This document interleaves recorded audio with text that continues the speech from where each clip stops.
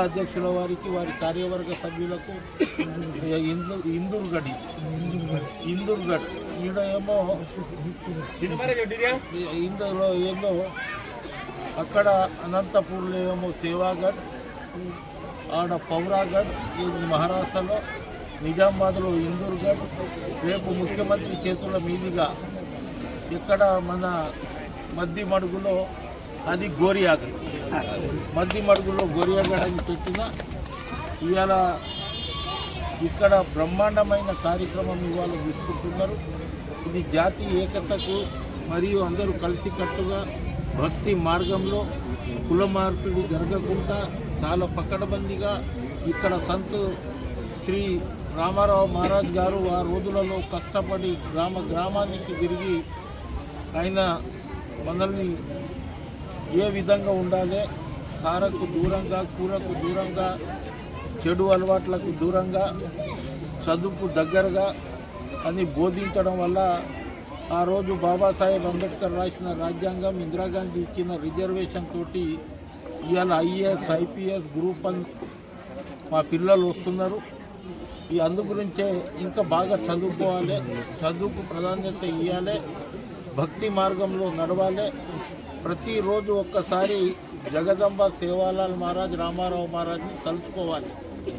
సేవాలాల్ మహారాజ్ జయంతి రోజు చదువుకొని మళ్ళీ సంవత్సరం కాకుండా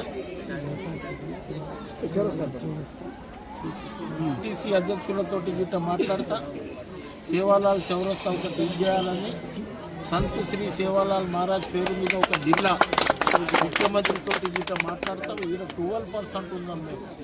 ఇవాళ వీళ్ళు ఎక్కడైతే ఏ పార్టీకి ఓటేస్తారో ఆ పార్టీకి గెలిచే పరిస్థితిలో ఉన్నాం. 2014లో టీఆర్ఎస్లో వేసినాం, టీఆర్ఎస్ గెలిచింది. 2023లో కాంగ్రెస్కి వేసినాం, కాంగ్రెస్కి గెలిచింది. వీళ్ళ శక్తి చాలా పెద్ద శక్తి ఉంది. వీళ్ళని ఏకతాటి మీద రావడానికి ఆల్ ఇండియా బంజారా సేవా సంఘ్ అనేక ప్రోగ్రాంలు తీసుకొని వీళ్ళని చైతన్యవంతులు చేసి ఓట్లు వేసేటోళ్ళే కాదు, ఓట్లు తీసుకునేటోళ్ళకి మాదిరిగా ఏఐబిఎస్ఎస్ తయారు చేస్తుంది.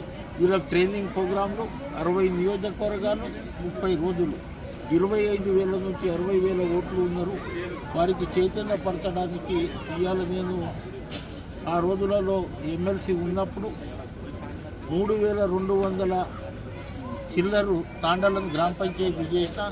ఇవాళ 3,000 మంది సర్పంచ్ అయిందంటే ఇది రాముడి నాయక్. ఇది అందు గురించే ఇవాళ పదవులలో ఎన్ని రోజులు ఉన్నది ఇంపార్టెంట్ కాదు, పదవులలో మనం ఉన్న రోజులు ఏం పని చేసినాం అనేది ఇంపార్టెంట్. బంజారా భవన్ హైదరాబాద్లో 100 కోట్లతోటి, అదేవిధంగా 6 నుంచి 10% రిజర్వేషన్ తీసుకురావడానికి, దీపధూప నైవేద్యము పూజారులకు ఇప్పించడం, దాంట్లో తర్వాత మార్కెట్ యార్డ్లో చైర్మన్ ఇప్పించడం, దాంట్లో రకరకాలుగా ఇటువంటి కార్యక్రమాలు చేసిన. నా మీద ఆ రోజే రామారావు మహారాజ్ చెప్పింది, మీకు మీద గోలీ ఫైర్ అయినా నీ భుజం మీదకి చేస్తుంది, వెళ్ళిపోతుంది,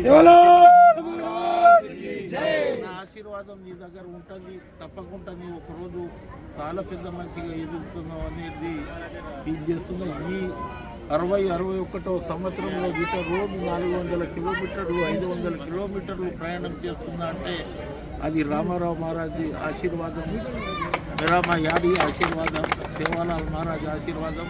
మంచి ప్రోగ్రాం తీసుకున్నాం. మంచిగా కష్టపడి బీదోడు ఉండవచ్చు కాదు.